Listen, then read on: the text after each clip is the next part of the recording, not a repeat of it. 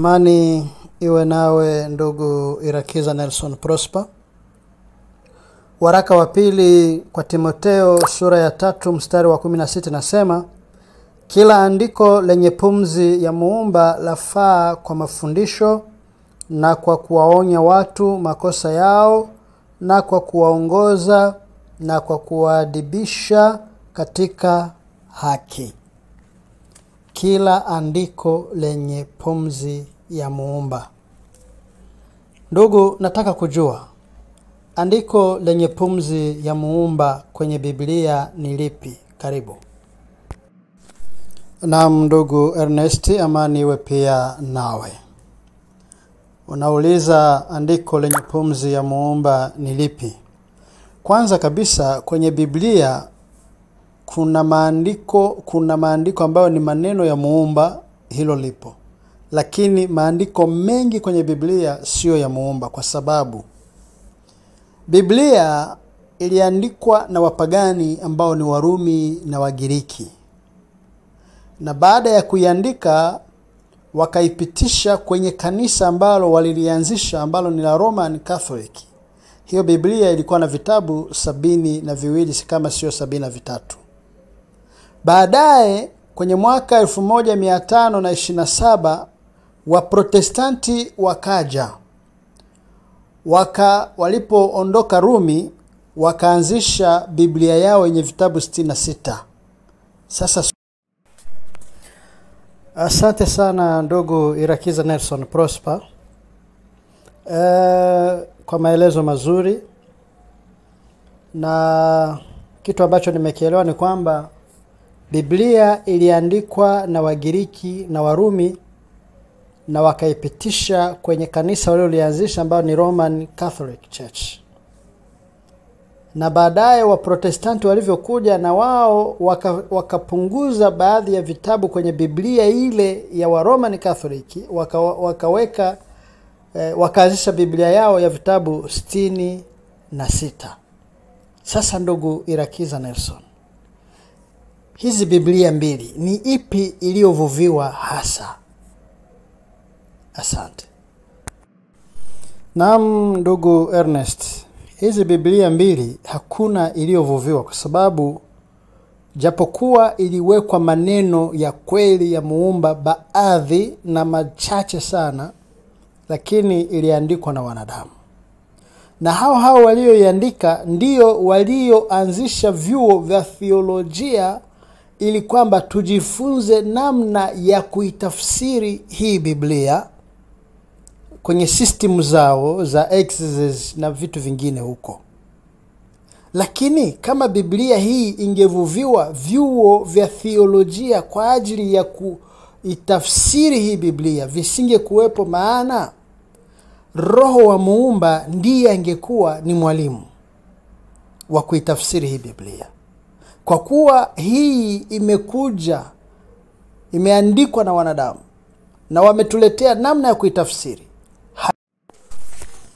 Na ndugu Irakiza Nelson Prosper, nimeelewa kwamba iwe ni Biblia vitabu 72 au 73 ile ya Roman Catholic, iwe ni hii Biblia ya vitabu 66 ambayo ni ya Waprotestanti, hakuna mojawapo iliyovuviwa. Sasa nataka kujua kwa nini waraka wa pili kwa Timotheo sura 3 mstari wa 16 nasema kwamba kila andiko lenye pumzi ya Muumba lafaa, na wakati kwenye hizi Biblia hazikuvuviwa? Karibu. Namu ndugu Ernest, haya maneno kwamba kila andiko lenye pumzi ya Muumba lafaa ni maneno ambayo walioandika Biblia hii waliyachomeka humo ili tuamini kwamba Biblia zote mbili zimevuviwa, wakati hazijavuviwa. Maana zingevuviwa wasingetuletea system ya kuzitafsiri. Zingevuviwa wangeacha Roho wa Muumba awe ndiye anayetutafsiria sisi. Kwa hiyo hazikuvuviwa. Na ndiyo maana wao kwa wao hawakukubaliana katika hilo wa Protestanti wakaandika ya kwao 66, wa Katoliki wana ya kwao 72, sijui ni vitabu 72 au 73. Kwa hiyo sasa haya maneno nitakupa mfano. Ufunuo 10 na mdogo Irakiza Nelson Prosper, umetaja vitabu vya Ufunuo 14 mstari wa 12 na umetaja kitabu cha Ufunuo 12:17. Hebu tueleze hapo ni namna gani hayo maneno yaliyoko hapo hayajavuviwa. Karibu.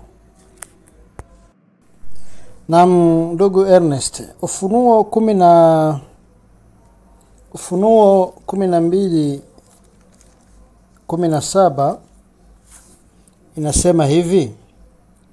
Ufunuo 12:17, joka akamkasirikia yule mwanamke, akaenda zake afanye vita juu ya wazao wake waliosalia, wazishikao amri za Muumba na kuwa na ushuhuda wa Yesu, naye akasimama juu ya mchanga wa bahari. Sasa tunajua kwamba Yohana alikuwepo kabla Yesu hajaja kwenye karne ya kwanza. Haya maneno yaliingiaje kwenye Biblia kwamba wamwamini Yesu? Wakati Yohana anaandika haya maneno, Yesu alikuwa hajaja kwenye karne ya kwanza, ujue hilo. Sasa hapa ndio utaona kwamba haya maneno hayakuvuviwa, yamechomekewa humu ili watuaminishe Yesu. Na ndugu Irakiza Nelson Prosper, kuna kitu umekizungumza hapo kwamba Yohana alipofunuliwa kitabu cha Ufunuo kwamba Yesu alikuwa hajaja.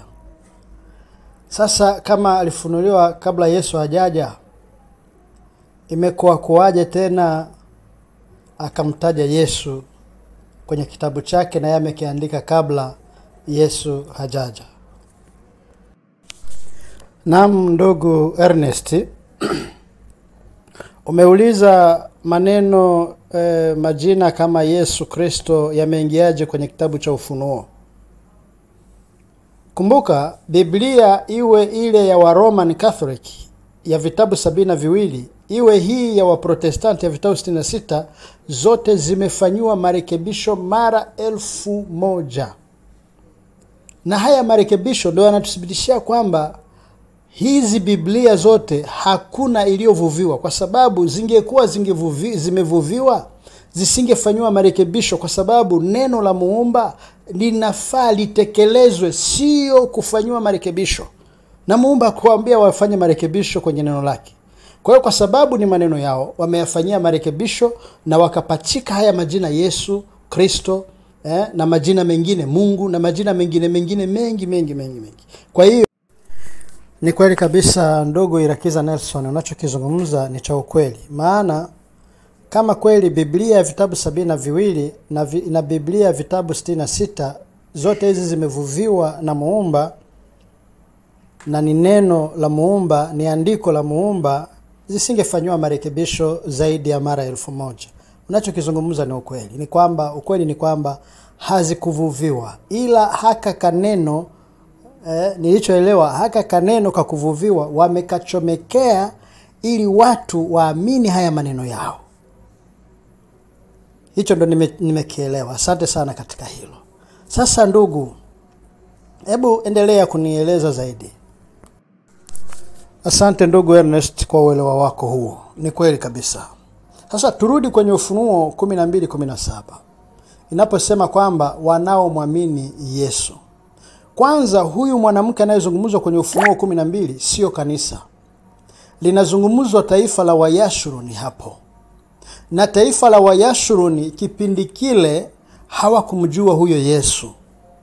Sasa unashangaa hawa wanakuja kutuletea historia kwamba kitabu cha Ufunuo kimeandikwa kwenye miaka ya 96, 99 kitu kama hicho hadi 100, wakati Yohana kama kweli alikuwa ndo mfuasi wa Mwokozi Masihi wa Danieli 9, hiyo miaka wanayoisema sio yenyewe.